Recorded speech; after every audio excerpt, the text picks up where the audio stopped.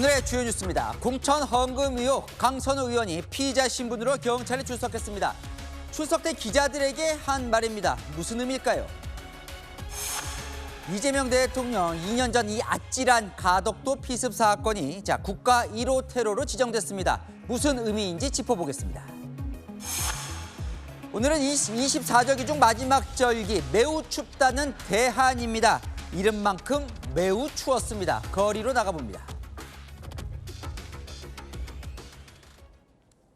뉴스 시작합니다. 저는 동정민입니다. 공천헌금 수수 의혹 수사가 정점을 향해 가고 있습니다. 강선우 의원이 녹취 공개 22일 만에 경찰에 피의자 신분으로 출석했습니다. 김경 서울시 의원은 돈을 줬다고 시인을 했죠. 강 의원은 그럼 뭐라고 진술했는지 현장 연결해 보겠습니다. 임종민 기자, 아직도 조사가 진행 중입니까? 네, 그렇습니다. 강선우 의원 이곳 서울경찰청 광역수사단에서 10시간째 조사를 받고 있는데요. 점심과 저녁 식사 모두 경찰청사 내에서 해결하며 장시간 조사가 이어지고 있습니다. 강선우 의원은 오늘 오전 9시쯤 어두운 남색 코트를 입고 굳은 표정으로 경찰에 출석했습니다. 1억 원 공천헌금 수수 의혹이 불거진 뒤 22일 만에 첫 조사를 받으러 온 겁니다. 이런 일로 국민 여러분께 심려를 끼쳐서 진심으로 죄송합니다. 있는 그대로 사실대로 조사에 임할 것입니다. 사실상 혐의를 부인하는 취지의 말도 덧붙였습니다. 저는 제 삶에 원칙이 있고 그 원칙을 지키는 삶을 살아왔습니다. 강 의원은 사무국장으로부터 보고받기 전엔 돈 받은 사실을 전혀 몰랐고 즉시 반환을 지시했다고 해명한 바 있습니다. 경찰은 강 의원 소환에 앞서 김경 서울시 의원과 강 의원의 전 사무국장을 각각 3차례씩 불러 조사를 마친 상태입니다. 김 시 의원이 지난 2022년 현금 전달 자리에 강 의원도 함께 있었다고 진술한 만큼 경찰은 강 의원을 상대로 정확한 사실관계를 확인하고 있습니다. 특히 현금 1억 원이 김 시 의원 공천에 대한 대가인지도 집중 추궁하고 있는 걸로 전해집니다. 지금까지 서울경찰청 광역수사단에서 전해드렸습니다. 이 김경 서울시 의원의 가족 관련 특혜 의혹이 끊이질 않습니다. 김 시 의원, 이 서울시 산하 기관에 예산을 출연하는 데 힘을 보탰는데 이 취재를 해보니 그 산하 기관의 이 위탁 운영 계약을 김 시 의원 동생 출연 법인이 따낸 사실이 확인됐습니다. 광민경 기자가 단독 보도합니다. 서울 동대문구의 한 법인 사무실, 김경 서울시의원 가족회사가 세운 사회복지법인입니다. 이 법인이 지난해 4월 서울시 산하 복지센터인 50플러스 센터 동대문 지점 위탁 운영 계약을 따낸 걸로 확인됐습니다. 50플러스 센터는 중장년층 일자리 제공이나 직무훈련을 돕는 서울시 산하 센터입니다. 실제 이 법인 사무실 곳곳엔 서울시 50플러스 센터 홍보 포스터가 붙어 있습니다. 동대문구가 위탁업체를 선정할 당시 평가 항목은 공신력, 재정능력, 사업능력 등이었는데 이 법인은 신생법인이라 관련 실적이 없었지만 계약을 따냈습니다. 김 시의원은 앞서 지난 2024년 5월 이 센터 관련 조례 개정안을 발의하고 같은 해 9월 서울시 예산 출연 동의안에도 찬성한 바 있습니다. 이 법인은 올해만 총 12억 원의 위탁 운영 예산이 편성됐습니다. 현재까지 2억 4천만 원의 서울시와 자치구 예산이 이미 재단에 지급된 상태로 위탁 운영 기간은 총 3년입니다. 김 시의원 측은 계약 경위를 묻는 질의에 동대문구청이 조례에 따라 자체 진행한 사무로서 시의원이 개입할 여지가 전혀 없었다는 입장을 밝혔습니다. 동대문구청은 특정 인물의 가족관계나 재단 참여 여부에 대해 확인한 적이 없다고 설명했습니다. 채널A 뉴스 광민경입니다. 네, 아는 기자 서상희 사건 팀장 나왔습니다. 강선우 의원 경찰에서 뭐라고 진술하고 있는지 궁금한데 네. 어때요? 안에 소식이 좀 들려옵니까? 좀 취재를 해보니까 강선우 의원 현재는 진술을 거부하고 있는 상황은 아닌 걸로 파악이 됩니다. 사실 아직까지 정확한 진술 내용은 알려지고 있지는 않지만 혐의 대부분을 부인하고 있을 거란 관측이 나옵니다. 오늘 강 의원이 경찰에 출석하며 했던 바로 이 말 때문인데요. 강 의원, 제 삶에 원칙이 있다. 그 원칙을 지키며 살아왔다라고 말했습니다. 공천을 대가로 돈을 받은 적이 없다는 기존 입장대로 경찰에서도 혐의를 부인하고 있을 거란 관측이 높다는 관측입니다. 자, 어쨌건 강 의원이 사실상 수사의 네. 정점으로 보이는데 오늘 혐의를 부인하고 있다면 네. 경찰 입장에선 조사가 어떻게 순조롭게 진행될 수 있을까요? 좀 쉽지 않을 전망입니다. 왜냐하면 이 사건의 핵심 관계자가 3명이잖아요. 그런데 각각의 지금 진술이 다 다릅니다. 그래서 경찰은 강 의원을 상대로 돈이 오갔다는 그날의 진실을 지금 퍼즐처럼 맞추고 있습니다. 경찰이 제일 먼저 불렀던 강선우 의원의 전직 보좌관 주장으로 당시 상황을 한번 재구성해보면요. 내가 잠시 자리를 떴을 때 두 사람 사이에 뭔가가 오갔고 나는 차에 쇼핑백을 싣기만 했다. 거기에 돈이 있었는지 몰랐다고 말한 것으로 전해집니다. 그런데요, 김경시 의원이 주장하는 그날은요 전혀 다릅니다. 강 의원, 전 보좌관 모두 돈 줄 당시에 함께 있었고 강 의원 측이 액수까지 정해서 돈을 요구했다고 주장하고 있습니다. 전혀 달랐다고 하지만 진술 네. 보니까 공통점도 보이는데요. 맞습니다. 두 사람 진술의 신빙성은 따져봐야겠지만 일단 공통되게 가리키는 게 있습니다. 그날 그 자리에 강선우 의원이 있었다고 주장하는 겁니다. 반면 강 의원은 보좌관 보고를 받고서야 알았다는 입장입니다. 문제의 카페에 정확히 누가 있었는지 강 의원도 인지를 하고 있었던 건 맞는지 핵심 인물들의 진술이 엇갈리는 부분을 경찰도 현재 집중 추궁하고 있습니다. 그 카페를 찾아야 될 것 같고 네. 근데 어쨌건 진술이 달라요. 그럼 네. 경찰은 어떻게 해법을 찾을까요? 사실 지금 말씀하신 것처럼 문제의 그날이 벌써 4년 전입니다. CCTV도 확인해보니 통신 기록도 위치 기록도 남아있지가 않습니다. 강 의원은요, 압수수색 당한 아이폰 비밀번호도 제출하지 않은 것으로 전해지는데요.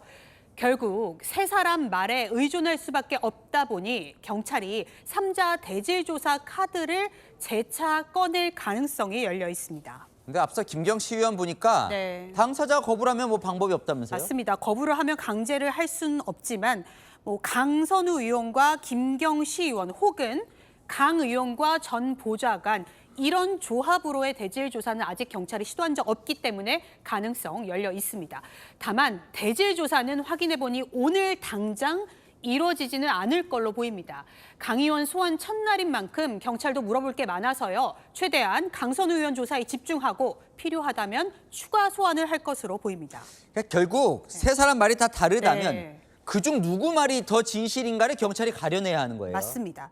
강 의원 입장에서는 돈이 오갔다고 지목된 그 자리에 본인이 없었다고 주장을 하려면요. 그날 다른 곳에서 무엇을 했는지 알리바이가 있어야 합니다. 다른 인물들도 자신의 주장의 진위를 입증할 정황 증거가 필요한데요.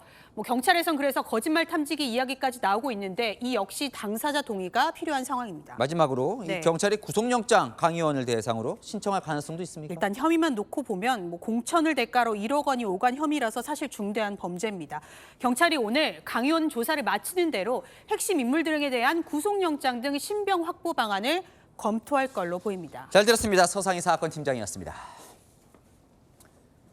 다음 소식입니다. 정부가 2년 전 발생한 이재명 대통령 가덕도 피습 사건을 테러로 지정했습니다. 관련 법이 만들어진 뒤 처음 적용되는 건데요. 이 축소수사 의혹, 배우설을 둘러싼 여러 재수사가 이뤄질 가능성이 높습니다. 이혜주 기자 보도 보시고 어떤 의미고 뭐가 달라지는 건지 아는 기자 이어갑니다. 현 대통령께서 당대표 시절에 가덕도에서 피습을 당하신 적이 있습니다. 너무 그간의 조사와 수사가 부실했고 정부가 국가테러대책위원회를 열고 이재명 대통령의 부산 가덕도 피습 사건을 국가공인 1호 테러로 지정했습니다. 지난 2016년 테러방지법이 제정된 이후 테러로 지정된 첫 사례로 지난 2024년 1월 당시 야당 대표였던 이 대통령이 60대 남성 김모 씨에게 목 부위를 흉기로 습득당한 지 2년 만입니다. 어떠세요? 사인하는 말. 1919. 테러 요건에 부합하지 않았다고 했던 윤석열 정부 당시 결론이 바뀐 겁니다. 그동안 민주당은 윤석열 정부가 의도적으로 테러로 지정하지 않았다고 주장해왔습니다. 총리실 관계자는 국정원과 경찰청 등 대테러 합동조사팀이 다시 조사한 결과 테러가 맞다는 결론이 나왔다고 설명했습니다. 이번 테러 지정으로 그동안 여권에서 주장해온 사건 축소 은폐 의혹, 배우설 등을 다시 들여다볼 가능성이 적지 않습니다. 범인이 살인미수 혐의로 징역 15년형이 확정된 것과 별개로 테러 방지법을 통해 전면 재수사가 가능하기 때문입니다. 이와 함께 정부는 선거 기간 주요 인사에 대한 신변 보호 강화 등 유사 사건 재발 방지 대책을 마련하기로 했습니다. 채널A 뉴스 이혜주입니다. 네, 안 기자, 정치부 이준성 기자 나왔습니다. 먼저요. 사실 테러 하면 뭐 거슬러 올라가면 칼기 폭파 사건도 있고 사실 다른 정치인 피습 사건도 있었는데 왜 이번 이 사건이 1호가 되는 거예요? 네, 과거에는요, 바로 법이 없어서 정부가 따로 테러를 규정할 수가 없었습니다. 기억하실 겁니다. 지난 2015년 마크 리퍼트 당시 주한 미국 대사가 피습을 당했죠. 이걸 계기로 2016년에나 테러 방지법이 만들어졌습니다. 이후 한동안 테러라고 부를 만한 사건이 없었는데 재작년 가덕도 피습 사건이 일어난 겁니다. 그러니까 이제 정부가 공인 지정을 한 거예요. 이게 테러다. 그 테러라는 게 정확히 뭡니까? 예, 테러 방지법에는요, 국가, 정부, 외국 정부나 지자체 같은 권한 행사를 방해할 목적 등으로 사람을 살해하거나 생명을 위협하는 행위라고 설명을 해놨는데요. 전임 윤석열 정부에서 국가도 지자체도 아닌 정치인 개인을 상대로 한 범행을 테러로 보기 힘들다는 해석이 이번에 바뀐 겁니다. 대테러 합동조사팀이 재조사를 하고 법제처 검토를 한 결과 테러 조건에 부합한다는 거죠. 한 여권 관계자는 야당 대표, 특히 유력한 대권 주자는 국민을 대표하는 국가기관으로서 볼 수 있다고 했습니다. 자, 이제 2년 전 사건이 이번에 이제 테러가 된 건데 이번에 된 이유가 뭡니까? 진상규명을 제대로 해보자는 겁니다. 민주당에선 윤석열 정부가 의도적으로 진실을 감췄다고 보고 있거든요. 트럼프 미국 대통령이 후보 시절 총을 맞아서 지지자들이 결집했듯이 이 사건이 혹여 민주당에 유리하게 작용할까 두려워서 축소했다는 의심을 하고 있습니다. 구체적으로 뭘 의심하는 거예요? 예, 수사를 축소하고 은폐했다는 의심을 하고 있습니다. 당시 경찰이 피습 현장을 제대로 감식하지 않고 물청소를 한 점, 현장에 출동한 국정원 팀을 철수시킨 점 등이 의심스럽다는 건데요. 지난해 4월엔 국정원 법률특보가 테러가 아니라는 내부 보고를 했는데 결정 과정에서 당시 정부에 입김이 작용하지 않았는지 점검을 해봐야 한다는 겁니다.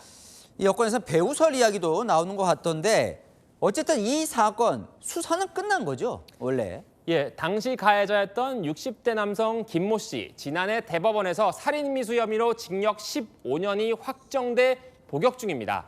당시 경찰은 단독 범행으로 결론 지었는데요. 여권 일각에선 김 씨를 도운 사람이 있다는 공범설과 함께 윤석열 정부 최고위층 인사가 사건을 계획하고 뒤를 봐줬다는 배후설까지 제기된 상태입니다. 한 여권 관계자는 이번 테러 지정으로 범행을 도운 이가 있거나 뒤에서 지원을 한 사람이 있으면 처벌이 가능하다고 했는데 좀 전에 나온 속보를 확인하니 경찰이 배후나 공모 여부를 수사하기 위해 TF팀을 꾸려놓은 상태입니다. 이건 이제 전방위 재조사가 있을 것 같은데요. 테러로 지정되면 뭐 바뀌는 게 있습니까? 또? 예, 테러 방지법을 한번 살펴보겠습니다. 테러를 선전하거나 선동하는 게시물 등을 긴급 삭제할 수 있다는 규정이 있습니다. 가덕도 피습 당시 이재명 대통령을 겨냥해 엄살이 아니냐 식의 폄하글 등이 온라인에 퍼졌는데 이런 것들을 삭제할 수 있는 근거가 생긴 겁니다. 그래요. 오늘 이제 지정이 됐는데 야당 입장은 뭐예요? 반대입니까? 예, 그렇습니다. 국민의힘은요, 피습 사건은 중대 범죄가 맞지만 테러를 지정하는 건 정치적 판단에 따른 과잉 결정 논란이 있을 수 있다고 했습니다.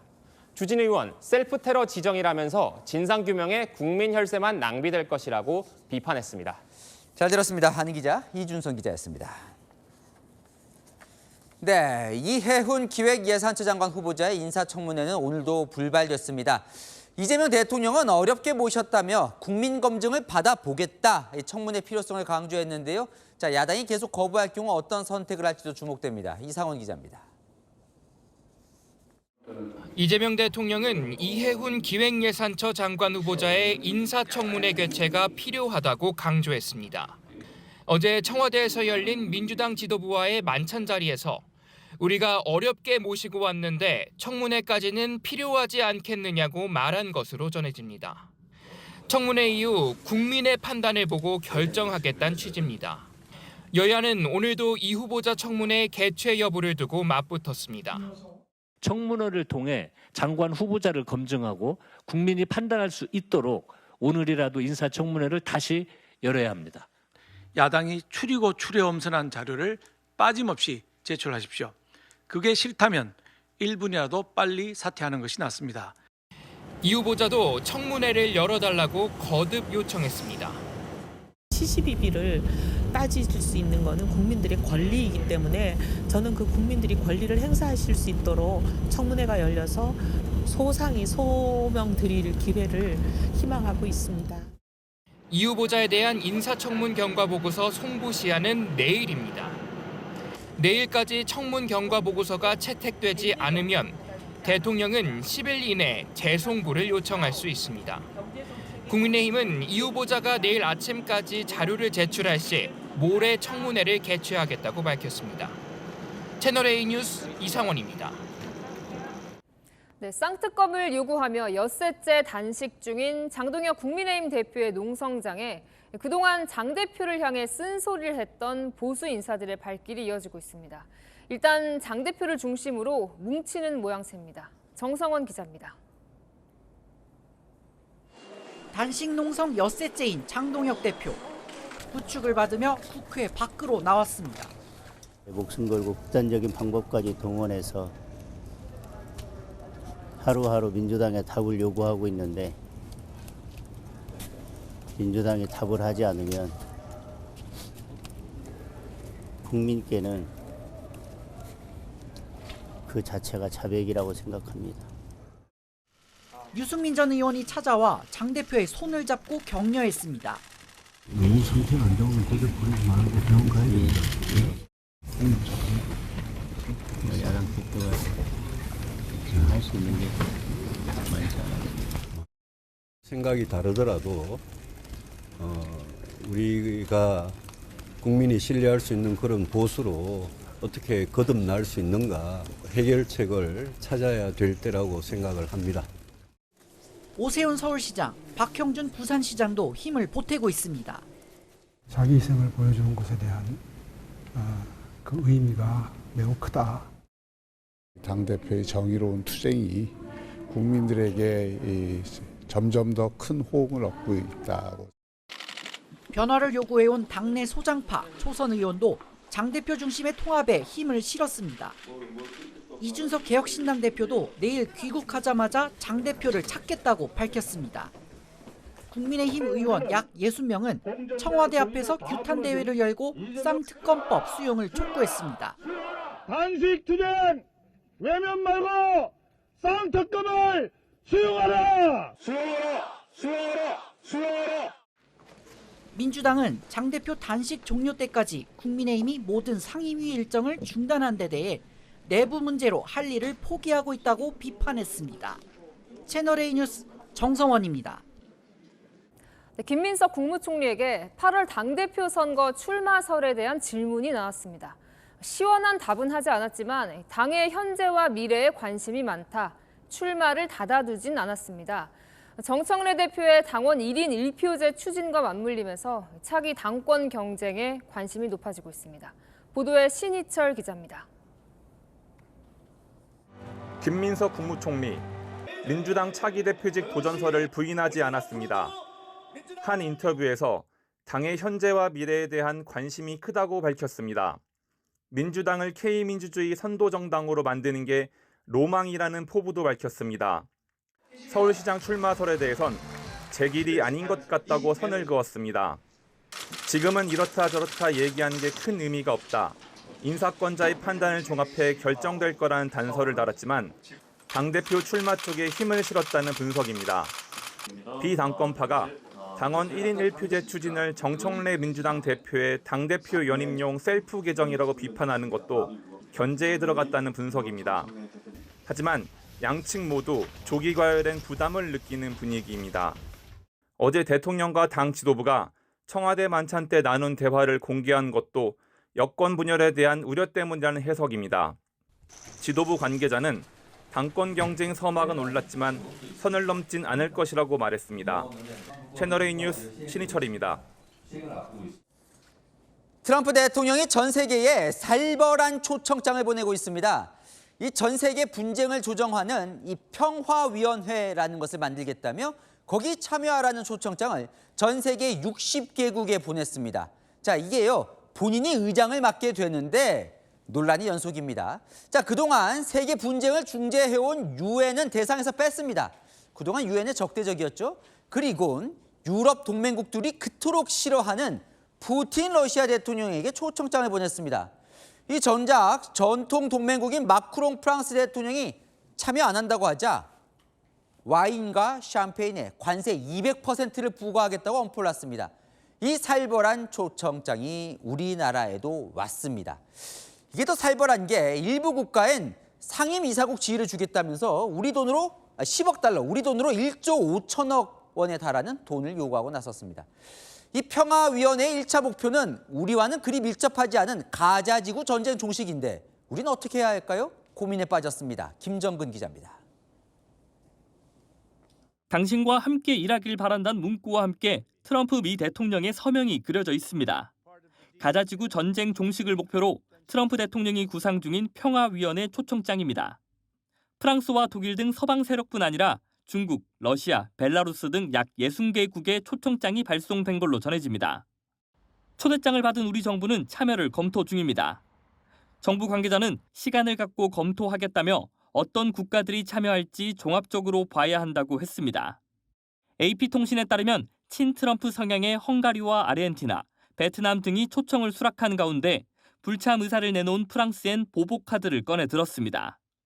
What I'll do is if they feel like Costo, I'll put a 200% tariff on his wines and champagnes, and he'll join. 현지 시각 오는 22일 스위스 다보스 포럼에서 트럼프 대통령이 참석하는 평화위원회 첫 공식 행사가 열릴 예정인데 여한구 통상교섭본부장이 우리 정부 대표로 다보스 포럼에 참석 중입니다. 채널A 뉴스 김정근입니다. 이재명 대통령이 북한에 무인기를 보내는 건 북한에 총을 쏘는 것과 마찬가지라며 있을 수 없는 일이라고 비판했습니다. 민간인이 보냈다지만 국가기관과 연루됐다는 설도 있다며 철저한 조사를 지시했습니다. 김민곤 기자입니다. 이재명 대통령이 국무회의에서 북한에 무인기를 보냈다는 민간인에 대한 철저한 수사를 지시했습니다. 국가기관의 지원설도 언급했습니다. 국가기관이 연관되어 있다는 설도 있어요. 전쟁 개성이나 마찬가지죠. 북한 지역의 총쏜 거하고 똑같잖아요. 멋대로. 근데 이런 걸 어떻게 과감하게 이렇게 할 수 있는지 정말 이해가 안 됩니다. 철저하게 수사해서 다시는 이런 짓들을 못하게. 북한에 무인기가 오가는 것을 인지하지 못한 국방부도 질타했습니다. 무인기가 몇 번씩 왔다 갔다 넘어가는 걸 체크를 못합니까? 이 국방부 혹시 상황 아세요? 국지방공 레이더로 주로 체크하고 그러는데요. 미세한 점만 좀 보인다고 그럽니다. 그런데 지금 조사를 하고 있는 중입니다. 하여튼 뭔가 구멍이 났다는 얘기예요. 외교부에 대한 질타도 있었습니다. 멕시코에서 어느 주재관이 현지인 폭행 등의 문제로 외교부에서 분명히 중징계를 했는데 원소속 부처로 가가지고 아무런 징계를 받지 않았습니다. 왜 가만 놔뒀어요? 앞으로는 그런 일이 없도록 하겠습니다. 아니, 앞으로가 아니라 그거 찾아내가지고 장관님도 그냥 혼자 꿀꺽 삼키고 넘어가면 어떡합니까? 이 대통령은 특정한 사안의 경우 무조건 검찰 편을 든다며 지상파 종편은 최소한의 중립성과 공정성, 공익성 의무를 지켜야 한다고 말했습니다. 채널A 뉴스 김민곤입니다.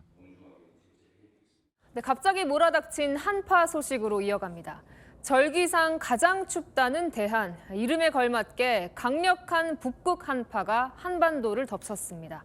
강원도 양구는 기온이 영하 21도까지 떨어졌고요. 바닷물까지 얼어붙었습니다. 강경모 기자입니다. 바닷물이 꽁꽁 얼어붙었습니다. 막대기로 얼음을 내리치니 힘없이 부러집니다. 얼음에 갇힌 선박들은 오도 가도 못하는 처지가 됐습니다. 이 상합 같은 것도 많이 캐는데 얼음 때문에 저 바다 못 나가고 있습니다. 아침 기온이 영하 20도 아래까지 떨어진 강원도 내륙마을은 인적이 뚝 끊겼습니다. 처마엔 고드름이 한가득입니다. 주민들은 한파 쉼터에 모여 추위를 피합니다. 인근의 인공폭포는 거대한 빙벽으로 변했습니다. 동호회원들은 아찔한 수직 빙벽을 한 발 한 발 오르며 추위를 즐깁니다. 오늘은 날씨가 확 추워지면서 얼음이 잘 얼었습니다. 한겨울에 이렇게 운동하면 몸 따뜻해지고 그게 그냥 높이 올라가는 것도 좋고. 오늘 강원 양구 해안면 아침 기온이 영하 21.2도까지 떨어졌고 철원도 영하 20.7도를 기록했습니다. 강한 바람까지 더해져 강원 화천에선 체감온도가 영하 30도까지 내려갔습니다. 현재 동해안과 일부 남부 지역을 뺀 전국에 한파특보가 발령 중입니다. 기상청은 면역력이 약한 노약자와 어린이는 가급적 야외 활동을 자제하고 추운 시간대 야외 작업을 최소화하고 충분한 보온 대책을 마련할 것을 당부했습니다. 채널A 뉴스 강경모입니다. 네, 몸이 절로 움츠러드는 이 강추위 속 야외에서 일하는 분들은 온몸으로 한파를 견뎌야 했습니다. 밖에 놔둔 빨래가 5분 만에 얼을 정도였는데 오늘 추위 얼마나 매서웠는지 홍란 기자가 전해드립니다. 오늘 서울의 아침 기온은 영하 13도까지 뚝 떨어졌습니다. 한낮 최고 기온도 영하에 머물렀습니다. 빨랫감을 밖에 두면 어떻게 될지 실험해봤습니다. 5분쯤 지나자 청바지 밑단이 얼기 시작합니다. 곧이어 옷과 수건에도 주렁주렁 긴 고드름이 달립니다. 밖에 둔 지 10분이 넘어가자 면 티셔츠와 청바지, 수건이 모두 꽁꽁 얼어붙었습니다. 손으로 굽히기 어려울 정도입니다. 평소 날씨라면 밖에서 즐겨 먹는 컵라면을 야외에 둬봤습니다. 지금 기온은 영하 7도인데요. 끓는 물을 부은 컵라면을 밖에 내놨더니 12분 만에 면발이 꽁꽁 얼어버렸습니다. 동이 트기 전부터 일을 시작한 공사장 인부들에겐 한파가 더 매섭게 다가옵니다. 손도 시리고 발도 시리고 많이 일하기가 둔해져요. 움직이기가 불편하죠. 길거리에서 음식을 파는 노점 상인들도 모자와 목도리, 장갑으로 중무장하고 추위를 견뎌봅니다. 한 서너 개, 영하 3도인데 춥지. 하려면 해야지. 이번 추위는 모레 정점을 찍은 뒤 주말까지 이어질 예정입니다. 채널A 뉴스 홍란입니다. 네, 하루 사이 기온이 이렇게 뚝 떨어진 이유, 차가운 극소용돌이가 한반도를 강타했기 때문입니다. 모레는 서울 아침 기온이 영하 14도까지 떨어지면서 이 추위가 절정에 달할 걸로 보이는데요. 이 강추위가 언제까지 이어질지 취재 기자 연결해 알아보겠습니다. 네, 김재혁 기자, 계속 이렇게 춥습니까? 네, 1년 중에 가장 춥다는 대한이 실감날 만큼 이곳 청계천에도 곳곳에 얼음이 얼어붙어 있습니다. 그런데 강추위는 이제부터 시작입니다. 올겨울 중 가장 긴 한파가 시작됐습니다. 오늘 아침 서울의 최저기온은 영하 11.8도, 체감온도는 영하 18.1도까지 내려갔습니다. 한낮에도 서울 마포의 경우 체감기온이 영하 10도 아래에 머물렀습니다. 모레는 더 춥습니다. 서울이 영하 14도까지 내려가겠는데요. 주말까지는 전국이 꽁꽁 얼어붙을 전망입니다. 북극에서 분리된 차가운 극소용돌이가 직접 한반도 부근을 강타하면서 기온이 급격히 내려갔습니다. 현재 한반도 북쪽 상공에 거대한 소용돌이를 만든 차갑고 강력한 고기압이 상대적으로 따뜻한 공기의 유입을 막고 있습니다. 이번 추위가 긴 이유는 블로킹 고기압으로 불리는 이 고기압이 오래 버티고 있기 때문입니다. 서울의 경우 일요일까지는 최저기온이 영하 10도 이하인 강추위가 계속되겠습니다. 바람이 강해 체감기온은 5에서 10도까지 더 낮을 수 있습니다. 내일과 모레는 제주와 전라권을 중심으로 많은 눈도 내릴 것으로 보여 대비가 필요합니다. 지금까지 서울 청계천에서 전해드렸습니다. 네, 오늘 현장 카메라는 통행료 안 내고 공짜로 고속도로 이용해온 상습 체납 차량들을 따라가 봤습니다. 수백 번 도로를 오가면서 수백만 원의 미납 통행료는 1,000만 원까지 불어났는데요. 요즘은 AI가 다 추적해냅니다. 과연 이 사람들 순순히 체납액을 냈을까요? 정경은 기자가 취재했습니다. AI가 예측했습니다. 곧 이곳을 지나간다고. 저기 초청하겠습니다. 8시 33분 딱 예측대로 또 와버렸네요. 통행료 150만 원을 6개월 넘게 안 냈습니다. 부가통행료 10배까지 더해 총 960만 원 내야 합니다. 도로공사에서 왔습니다. 미납금이 되게 많으셔가지고. 눈덩이처럼 불어난 체납액을 몰랐답니다. 납부 안 되는 거 아예 모르셨던 거예요? 네, 정부까지 될 거라고 생각을 하면서 운행한다는 건 말이 안 되죠. 차적지로 다 안 내면 보시가 갈 텐데. 철에 따른 소리만 듣고 다 해결돼서 그렇게 알고 있었던 거지. 뭐 300원씩이나 되는 연락을 받은 적도 없고. 150만 원 우선 받고 부가통행료는 추후 납부하기로 했습니다. 만약에 나중에 저희가 연락을 드렸는데도 납부를 안 하시게 되면 본인의 자동차를 강제 인도하는 것을 동의한다고 나와 있거든요. 강제 인도할 거예요.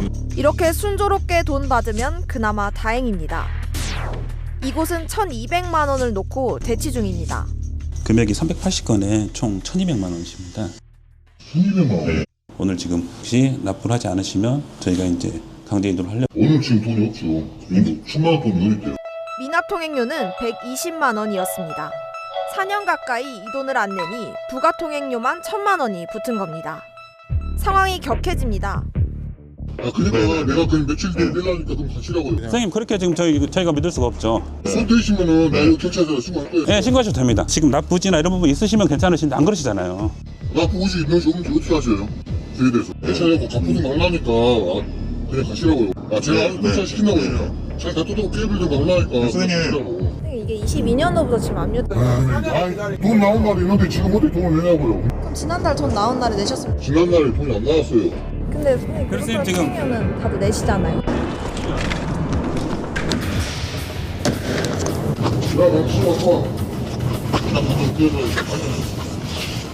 너 가져가지 말아요. 지금 내가 이거 붙여놨잖아. 네. 도로공사가 차를 가져갔으면 체납 금액이 사라졌겠지만 자체 폐차하는 바람에 차만 사라지고 체납액 1,200만 원은 그대로 남았습니다. 체납하면 안내문 보냅니다. 고지서도 보냅니다. 독촉장도 보냅니다. 그래도 안 내니까 집 앞까지 찾아가는 겁니다. 고지서 보내드렸는데 받으셨어요? 지금 보니까 저기 엊그제 왔을 때는 우편물 되게 많던데 우편물 다 정리를 하셨네요. 제가 보세요. 제가 집안 거짓말하고 1,000원짜리 하나 있는지 없는지 한번 확인해 보세요. 선생님 이런 걸로 잘 찾아오지 마세요. 선생님 그래 가시면 저희가 그냥 바로 강제인 저참이다 그럼요. 보세요. 부정하니까요. 통행료 안 내고 6개월 넘게 버티는 체납 건수는 최근 5년간 828만 건입니다. 돈으로 따지면 약 245억 원입니다. 정직하게 낼 돈 내고 도로를 달리는 차량들 속에서 비양심 체납자를 잡기 위한 추격은 오늘도 이어집니다. 가시죠. 맞겠죠? 맞아. 추적하겠습니다. 현장 카메라 정경은입니다. 배우 나나 씨 집에 침입했던 강도가 오늘 첫 재판을 받았습니다. 반성 없는 태도에 재판부가 입장 바꿔 생각해봐라 질책했는데요. 법정에서 어떤 말이 오갔는지 이기상 기자가 보도합니다. 지난해 11월 배우 나나 씨 집에 침입했던 30대 남성이 오늘 열린 첫 재판에서 강도 상해 혐의를 부인했습니다. 당시에 흉기를 소지하지 않았다며 빈집인 줄 알고 들어가 금품만 훔치려 했다는 겁니다.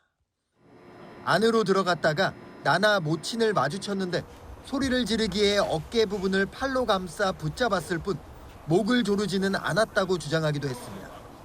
남성은 자신의 가방에는 공구와 쇼핑백만 있었다고 해명했습니다. 현장에서 발견된 흉기는 나나 씨 집에 원래 있었던 것이라며 흉기에 있는 지문을 감정해달라고 재판부에 요청했습니다. 이 남성은 나나 씨 자택에 침입했다가 제압당하자 특수상해와 살인 미수 혐의로 오히려 맞고소에 나서기도 했습니다. 검찰은 재판부에 나나 씨 모녀의 상해 진단서를 제출했습니다. 하지만 남성은 나나 모녀가 나를 제압하면서 다친 것이라며 오히려 내가 흉기에 맞아 턱을 다쳤다고 주장했습니다. 피해를 입었다는 주장에 재판부는 입장 바꿔 누군가 집에 들어와 그런 짓을 하면 아무것도 안 하고 가만히 있어야겠느냐며 반문하기도 했습니다.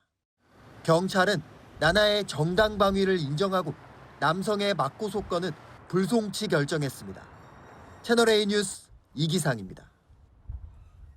만취한 남성이 택시기사를 폭행하고 택시를 빼앗아 달아났다가 경찰에 붙잡혔습니다. 순천시의 간부급 공무원이었는데요. 순천시는 해당 공무원을 직위 해제했습니다. 공국진 기자가 보도합니다. 택시 한 대가 아파트 단지에 들어갑니다. 그런데 들어가는 곳이 입구가 아닌 출구입니다.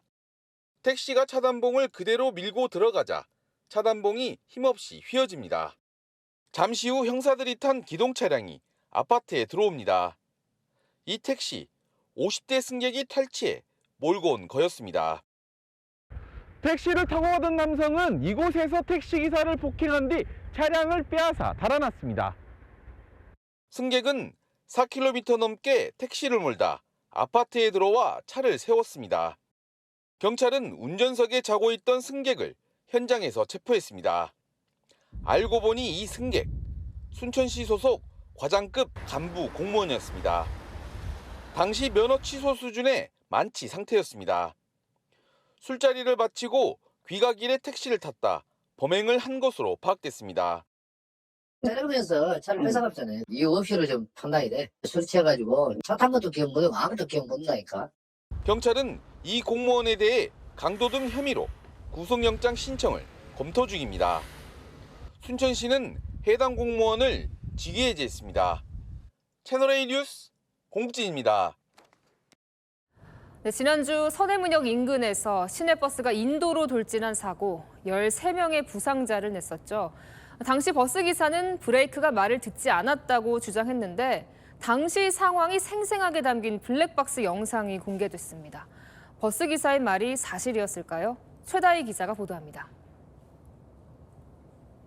정류장에서 문을 닫고 출발하는 시내버스.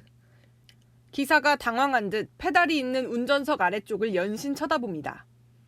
버스가 계속 달리자 조작이 제대로 되지 않는다는 듯 어쩔 줄 몰라 합니다. 결국 중앙분리대를 들이받고 지나가던 차량과 교통섬을 향해 돌진한 뒤 건물에 부딪힌 뒤에야 멈춰섭니다. 사고 충격으로 승객들은 넘어지고 깨진 유리창 밖으로 급히 탈출하기도 합니다. 지난 16일 서울 서대문역 인근에서 인도로 돌진해 13명의 부상자를 낸 버스의 당시 블랙박스 영상이 공개됐습니다. 당시 50대 버스기사는 경찰 조사에서 브레이크가 제대로 작동하지 않았다며 차량 결함을 주장했는데 블랙박스 영상에 기사가 버스를 통제하기 어려워하는 모습이 고스란히 담긴 겁니다. 사고 버스는 지난 2022년 1월 등록된 전기버스였습니다. 운행 기록엔 시속 55km 속도로 25초가량 달린 걸로 기록됐고 버스가 정류장에서 출발한 뒤 건물을 들이받고 멈춰서기 전까지 브레이크 등은 켜지지 않은 것으로 나타났습니다. 경찰은 차량 결함 여부를 파악하기 위해 국립과학수사연구원에 정밀 감식을 의뢰했습니다. 채널A 뉴스 최다희입니다. 이번에도 캄보디아입니다. 투자와 조건 만남을 미끼로 우리 국민 수백 명에게서 110억 원을 뜯어낸 일당이 붙잡혔습니다. 아직 잡히지 않은 조직원들도 적지 않아서 여전히 주의해야 합니다. 정유나 기자가 보도합니다. 비행기가 멈추자 수갑을 차는 젊은 남성들. 경찰의 손에 이끌려 내립니다. 체포영장을 해서 체포하겠습니다. 캄보디아를 근거지로 우리 국민에게 사기 행각을 벌인 범죄 조직원들이 국내로 송환된 겁니다. 이번에 검거된 조직은 가짜 웹사이트를 통해 피해자들을 유인했습니다. 바벳을 거점으로 한 조직은 중국인 총책이 운영했습니다. 여행 상품 사이트에 가입한 고객을 상대로 숙박업소 투자를 권유하고 투자금을 받아내는 방식입니다. 푸놈펜에 있는 조직의 경우 성매매를 미끼로 돈을 받아냈습니다. 피해자를 유인하기 위해 광고팀도 운영했습니다. 조직원 대다수가 20, 30대 한국인이었고 중국인도 일부 가담했습니다. 경찰은 이들 조직에 조직원들을 공급하는 별도 에이전시도 적발했습니다. 허위 사이트에 속아 송금한 우리나라 피해자는 339명, 피해액은 110억 원에 달합니다. 경찰은 범죄단체 활동 혐의로 두 조직 157명을 적발해 42명을 구속했습니다. 체포된 피의자들은 대부분 도박 빚 등 경제적으로 궁지에 몰린 상황이었던 걸로 파악됐습니다. 경찰은 해외 체류 중인 외국인 총책의 행적을 뒤쫓고 있습니다. 채널A 뉴스 정윤아입니다. 우리 건강 소식으로 이어갑니다. 평생 최소 한 번은 암 진단을 받을 확률 얼마나 될까요? 이 남성은 2명 중 1명이란 통계가 나왔습니다. 그 정도로 암이 우리 가까이에 있다는 거죠. 무조건 빨리 발견하는 게 좋습니다. 오늘 발표된 암 통계 오은성 기자가 전해드립니다. 올해 81세의 안현수 씨. 지난 12월 조직검사에서 전립선암 판정을 받았습니다. 처음에는 소변이 자주 마렵고 그리고 처음 소변을 시도할 적에 이제 약간 통증이 있고 병원에 한번 가보자 해가지고 고령화와 식생활 변화 등의 영향으로 전립선암 환자가 빠르게 늘고 있습니다.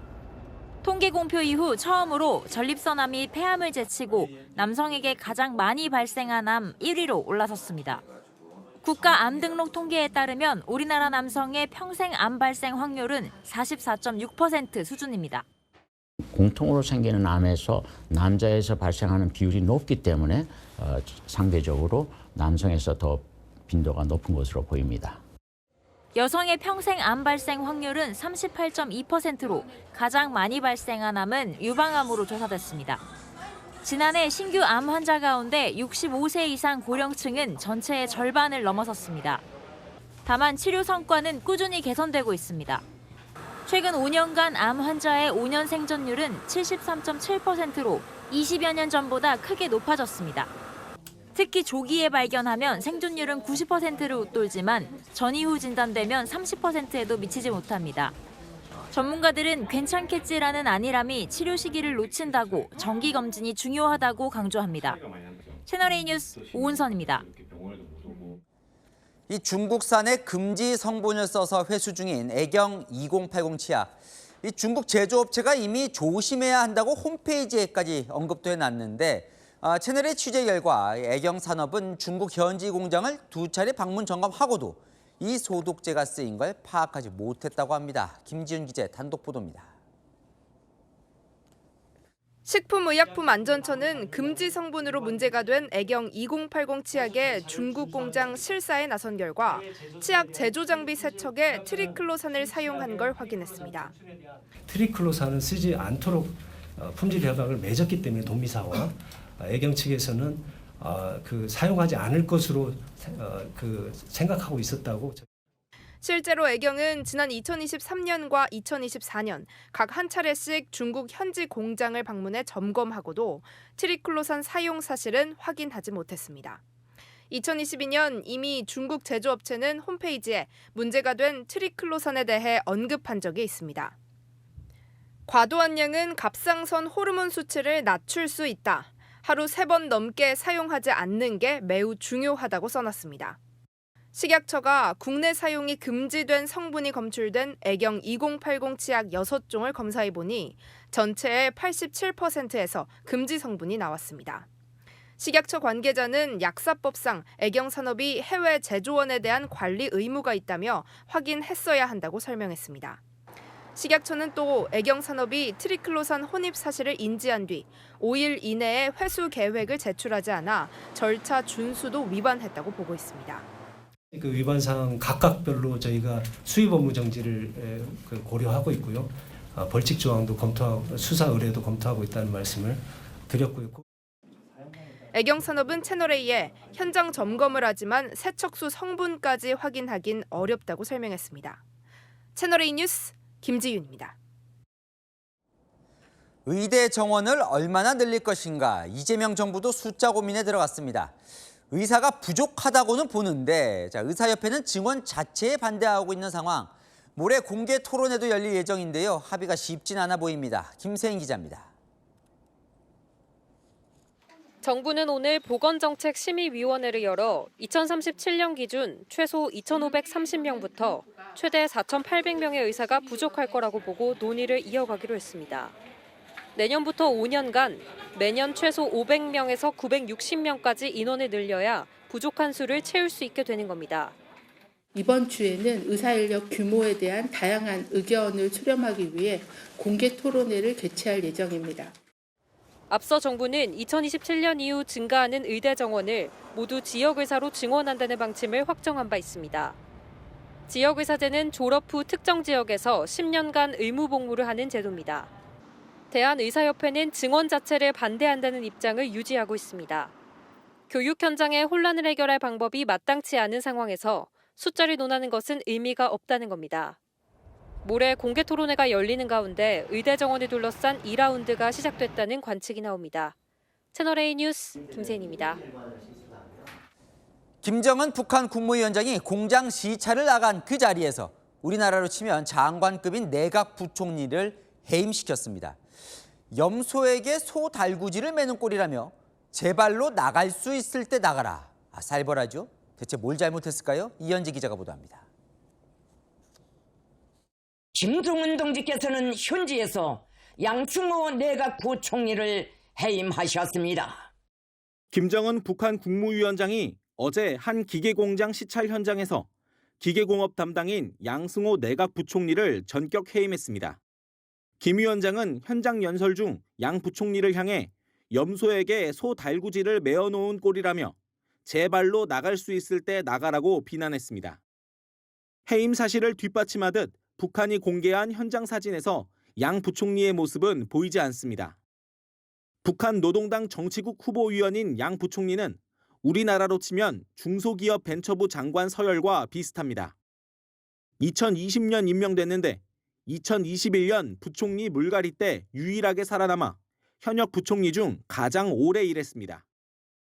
김 위원장은 해당 공장의 현대화 기술 과제서가 잘못 작성돼 손해가 컸다며 당시 내각 총리와 부총리가 일을 되는 대로 해먹었다고 해임 사유를 설명했습니다. 당시 내각 총리는 김덕훈 전 총리를 의미하는 것으로 보이는데 김 전 총리는 지난달 13차 전원회의 이후 자취를 감췄다는 평가가 나옵니다. 통일부는 김 위원장이 9차 당대회를 앞두고 경제 담당 내각에 기강을 잡으려 본보기를 보인 것 같다고 분석했습니다. 채널A 뉴스 이현지입니다. 그린란드를 둘러싼 갈등이 군사 움직임으로 번지고 있습니다. 덴마크가 그린란드에 병력을 추가했고 미국은 군용기 급파로 맞불났습니다. 문예빈 기자입니다. 깜깜한 밤, 눈 덮인 활주로에 비행기가 멈춰섭니다. 커다란 배낭을 맨 군인들이 차례로 비행기에서 내립니다. 현지 시각 어제 덴마크는 그린란드에 병력 58명을 추가 파병했습니다. 기존 주둔 병력에 더해 덴마크군은 총 250명 안팎으로 늘었습니다. Hvor længe skal I være? Jamen indtil opgaven ligesom er løs, og vi er godt tilfredse, tænker jeg. 앞서 덴마크를 비롯한 유럽 8개국은 미국의 군사행동 가능성에 맞서 소수 병력을 그린란드에 파견했습니다. 이들은 덴마크의 주도로 북극 인내 작전을 펼칠 계획입니다. 덴마크는 이외에도 상당수의 병력을 추가 파병할 것으로 전해졌습니다. 또 나토의 그린란드 감시 작전을 요청했습니다. 이런 가운데 미국도 본격적으로 군사적 움직임을 실시했습니다. 미국, 캐나다 공동 방위기구인 북미항공 우주방위사령부 노레드는 성명을 통해 소속 군용기들이 그린란드의 미 공군 기지에 곧 도착할 예정이라고 밝혔습니다.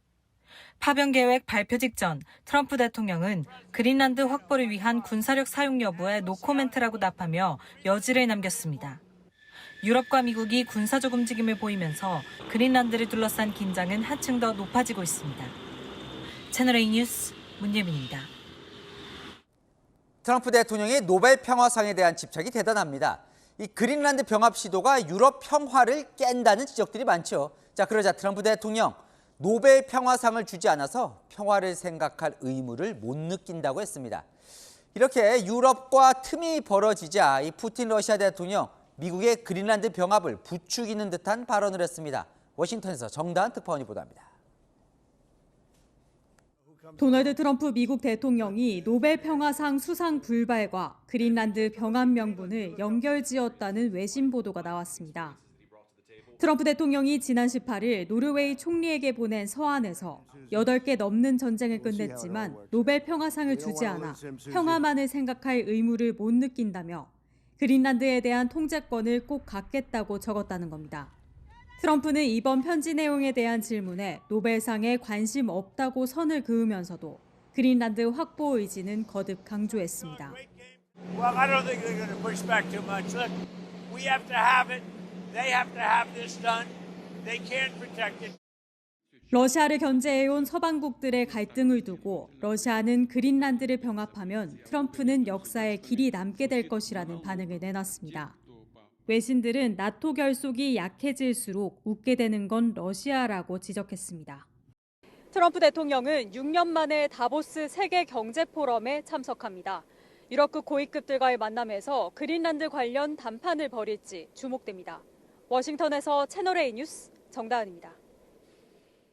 이번엔 이란 소식으로 이어갑니다. 이란 국영TV 방송 도중에 갑자기 망명한 왕세자가 등장을 해서 이란 정권을 비판하는 모습이 상영이 됐습니다. 국영TV 시스템이 해킹을 당한 겁니다. 이란 현지 소식 장하얀 기자가 보도합니다. 현지 시각 그제 이란 현지 한 가정집에서 찍은 영상입니다. 국영TV 정규 방송 중 갑자기 화면이 꺼지더니 반정부 시위를 지지하는 문구가 나옵니다. حکومت همه کاری میکنه تا شما تو تاریکی بمونین. ولی یه چیزی رو بدونید. آمریکا با شماست. 그러더니 망명한 이란 왕세자 팔레비가 나옵니다. کارکنان دستگاه‌های دولتی و نیروهای مسلح و انتظامی فرصت دارند به مردم بپیوندند و یاور ملت باشند یا اینکه همدستی با قاتلان ملت را انتخاب کنند و ننگ و نشکین ابدی ملت را برای خود 국영TV 시스템이 해킹을 당해 반정부 영상이 송출된 겁니다. 구체적인 해커의 신원은 공개되지 않았지만 이란 파르스 통신은 국영 방송사 성명을 인용해 일부 지역에서 알 수 없는 출처로 방송 신호가 중단됐다고 보도했습니다. 이번 해킹은 이란의 반정부 시위가 당국의 무력 진압으로 소강 상태를 보이는 시기에 발생했습니다. 이란 당국은 시민들이 일상에 복귀하고 학생들이 휴교 후 다시 학교를 가는 모습을 적극 홍보하고 있습니다. 인터넷 정상화 등 유화책도 나왔습니다. 하지만 외신들에 따르면 시위 주동자 색출과 처형 위협이 계속되고 있을 만큼 이란 현지의 불안은 여전한 상황입니다. 채널A 뉴스 장하얀입니다. 네, 한파가 지구 반대편까지 강타했습니다. 한창 따뜻해야 할 미국 남부 플로리다와 지중해 몰타에까지 눈이 쌓였습니다.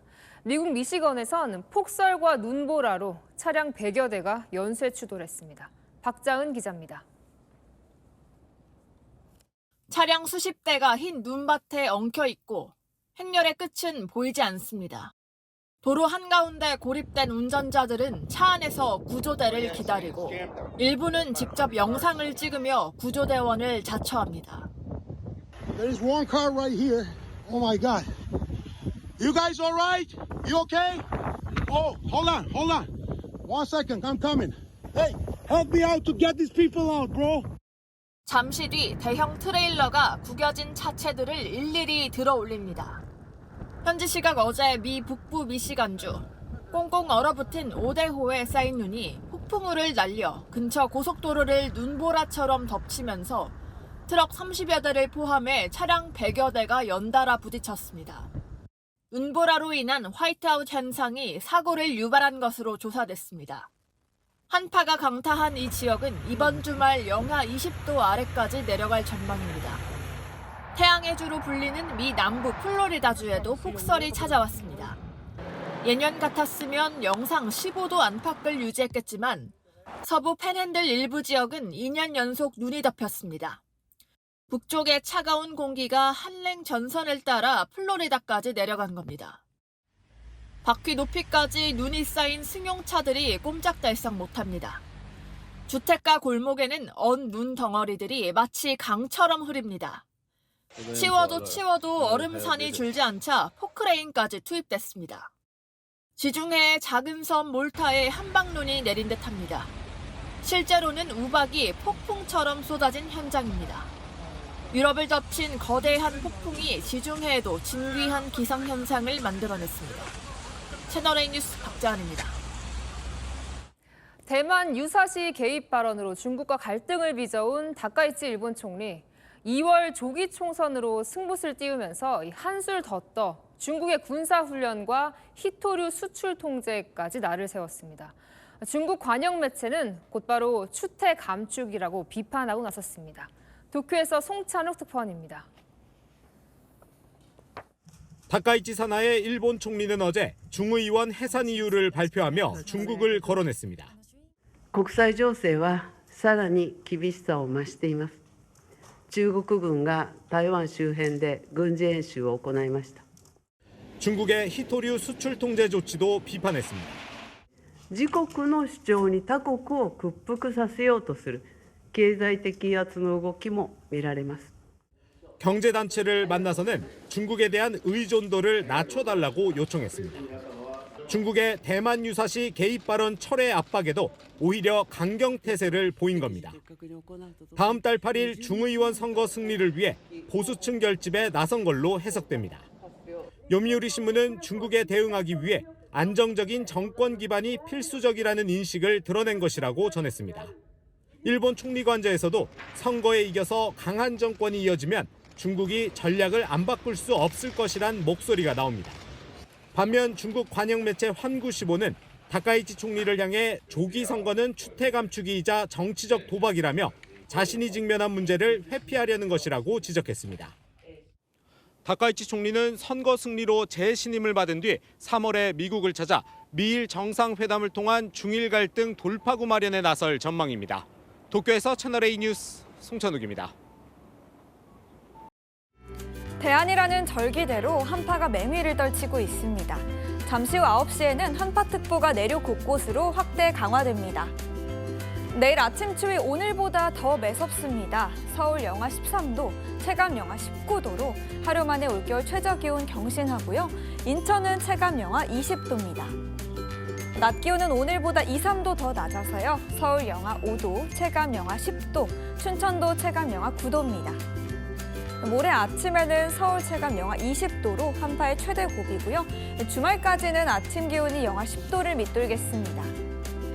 내일과 모레 사이 서해안에 폭설이 쏟아지는데요. 호남 서해안에 10cm 이상, 제주 산간에도 25cm 넘게 오겠습니다.